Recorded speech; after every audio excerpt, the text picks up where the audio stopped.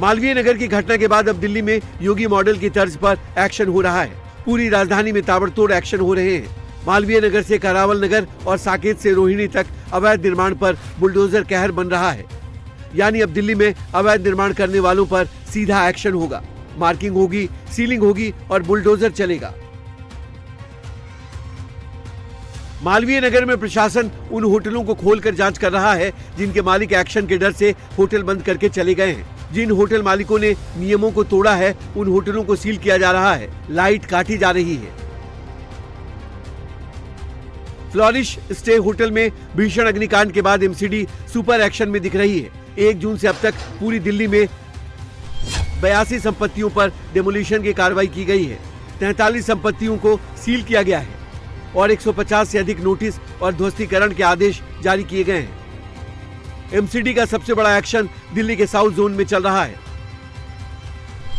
हौज रानी में 12 अवैध B&B guest house mark किए गए हैं। साथ ही मानक पूरे नहीं होने पर 5 गेस्ट हाउस को सील किया गया है। साकेत के सैदुल आजाब इलाके में 32 संपत्तियों की पहचान की गई है, जबकि 8 पर सीलिंग की कार्रवाई की गई है।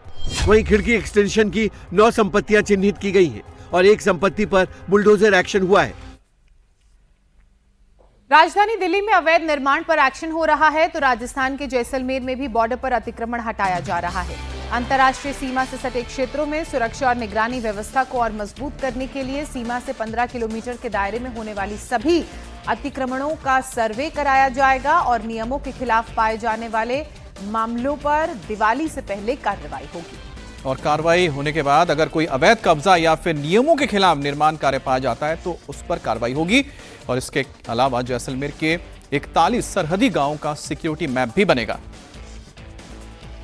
पिछले सप्ताह जो गृह मंत्री महोदय ने और सीएम महोदय ने जो बैठक ली थी उसमें 5 जिले जो हैं सीमावर्ती जिले उनके कलेक्टर एसपीज के साथ बैठक थी, जिसमें बहुत क्लियर कट ये निर्देश दिए कि 0 से 15 किलोमीटर के दरमियान किसी भी तरीके का इंक्रोचमेंट है किसी भी समुदाय या किसी भी व्यक्ति के द्वारा, तो एक सबसे पहले तो उसका हमें पूरा सर्वे हमारे पास होना चाहिए।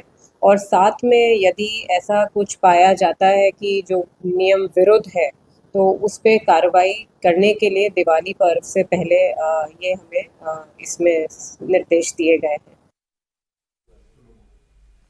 पश्चिम बंगाल में ममता बनर्जी को एक और झटका लगा है। ममता के भरोसेमंद और कैनिंग पूर्व के पूर्व विधायक शौकत मुल्ला को एनआईए ने गिरफ्तार कर लिया है।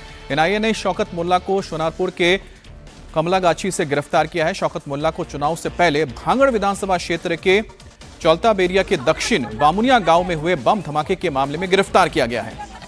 इस ब्लास्ट में एक शख्स की मौत भी हुई थी। काफी दिनों से एनआईए शौकत मोल्ला की तलाश कर रही थी। एनआईए ने शौकत मोल्ला को धमाके के मुख्य संदिग्धों और साजिश करने वालों में से एक बताया था। सूत्रों की माने तो शौकत बांग्लादेश भागने की कोशिश में था, जिसके बाद एनआईए ने जकरिया सुंदरबन मदरसा इलाके में कॉम्बिंग शुरू की। पूरे गांव में हर घर की बारीकी से तलाशी ली गई। गांव को घेर लिया गया ताकि वो किसी भी तरह से बॉर्डर पार ना जा सके। आखिरकार शुक्रवार को एनआईए को कामयाबी हाथ लगी और उसे गिरफ्तार कर लिया गया। एनआईए इस मामले में 3 लोगों को पहले ही गिरफ्तार कर चुकी है।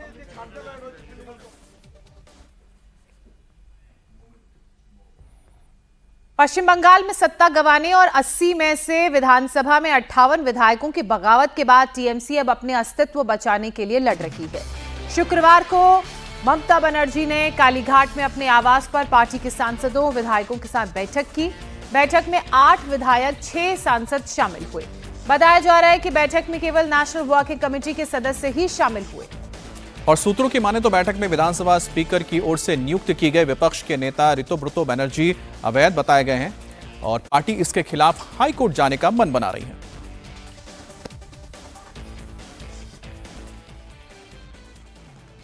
हम लोग को डिसीजन हुआ है, जो अपोजिशन लीडर बनाया है स्पीकर ने वो इलीगल है, उसका अगेंस्ट में हम लोग कोर्ट में मानने में जा रहे हैं। कोर्ट में मानने में हम लोग फाइल करेंगे उसका पिटीशन का हाई कोर्ट में होगा। पहले हाई कोर्ट में ही होता है, हाई कोर्ट में होंगे, उसका बाद हम लोग देखेंगे। पॉलिटिक्स में नादान है और उन्होंने जिसका नाम लिया वो शुभेंदु अधिकारी का टाउट है। 59 नहीं है, हम आप लोग का माध्यम से बोल रहे हैं, आप लोग के 59 एमएलए जाके आपको कॉन्स्टिट्यूएंसी के पार्टी वर्कर का सामने खड़ा होके मीटिंग करके पहले उन लोग का पास रिकॉग्नाइजेशन लीजिए, आप लोग एमएलए उस कॉन्स्टिट्यूएंसी का है कि नहीं है, ममता बनर्जी का बहुत छोड़ के। हम ये बोलना चाहते हैं कि दीदी के ऊपर सबका रिस्पेक्ट है, इसमें कोई प्रॉब्लम की बात नहीं है। बात यह है कि जो प्रोसेस का मतलब कि एकदम रुक गई थी, अब सीआईडी का जांच चल रहा है एक प्रोसेस के ऊपर, तो आपको पता है कि जांच होना उसके बाद ट्रायल होना इसमें कितना टाइम लगता है, और फ्लोट चलाने के लिए आपको सरकार चाहिए, विपक्ष भी चाहिए। तो विपक्ष अगर नहीं रहा वहां पे तो क्या होता, तो इसलिए 59 विधायक ने तैयार किए थे कि हम इसके 4 लोगों को हम भेजेंगे। इससे ज्यादा कुछ नहीं हुआ, इससे कम भी कुछ नहीं हुआ है।